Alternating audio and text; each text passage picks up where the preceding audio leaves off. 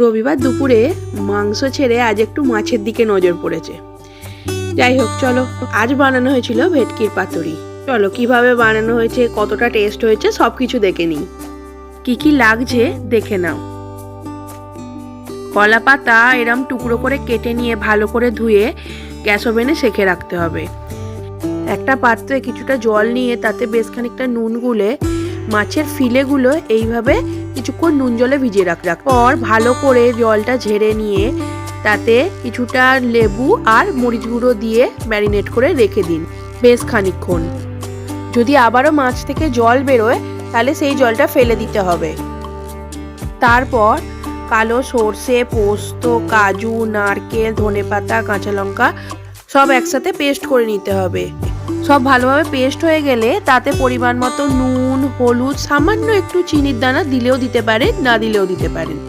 তারপর সব কিছু একসাথে মিক্সড করে নিয়ে মাছের ওপর দিন, দিয়ে ভালো করে ম্যারিনেট করুন। আর বেশ খানিকটা সর্ষের তেল দিন, দিয়ে ভালো করে ম্যারিনেট করে নিয়ে 2 ঘন্টা ঢাকা দিয়ে রেখে দিন।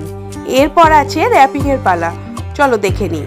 একটা কলাপাতার টুকরো নিয়ে তাতে কিছুটা সর্ষের তেল মাখিয়ে তার উপর ম্যারিনেট করা মাছটা দিয়ে দিন। মাছের ওপরে আরও একটু সর্ষের তেল, একটা চেরা কাঁচা লঙ্কা দিয়ে যেভাবে দেখানো হচ্ছে ওইভাবে বেঁধে নিন। আপনি সুতো দিয়েও বাঁধতে পারেন, নয়তো কাঠের টুথপিক দিয়েও এঁটে নিতে পারেন। এই একইভাবে সবকটা রেডি করে নিন।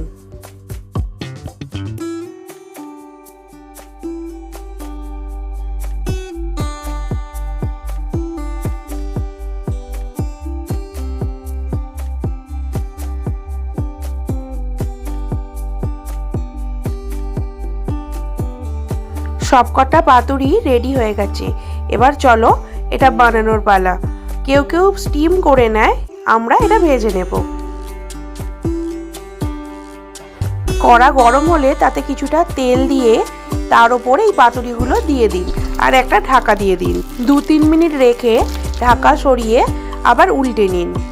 একটা পিঠ 2 থেকে 4 মিনিট রেখে উল্টে নিন। যেহেতু এতক্ষণ ম্যারিনেট করা ছিল, মাছটা এরই মধ্যে সিদ্ধ হয়ে যাবে। যাই হোক, আমার তো পাতুরি করা রেডি। চলো এবার প্লেটিং করা যাক।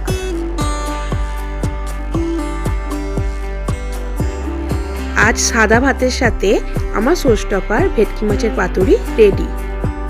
দেখো তো কেমন দেখতে হয়েছে। একটু লেবু লঙ্কা নিলে ভালো হতো, বাট সেটা ভুলে গেছি। মাছটা খুব নরম আর জুসি হয়েছে, আর নারকেলের জন্য হালকা একটু মিষ্টি মিষ্টি ভাবও আছে। ভিডিওটা তোমাদের যদি ভালো লাগে লাইক, শেয়ার, কমেন্ট, সাবস্ক্রাইব করে দিও। Thank you.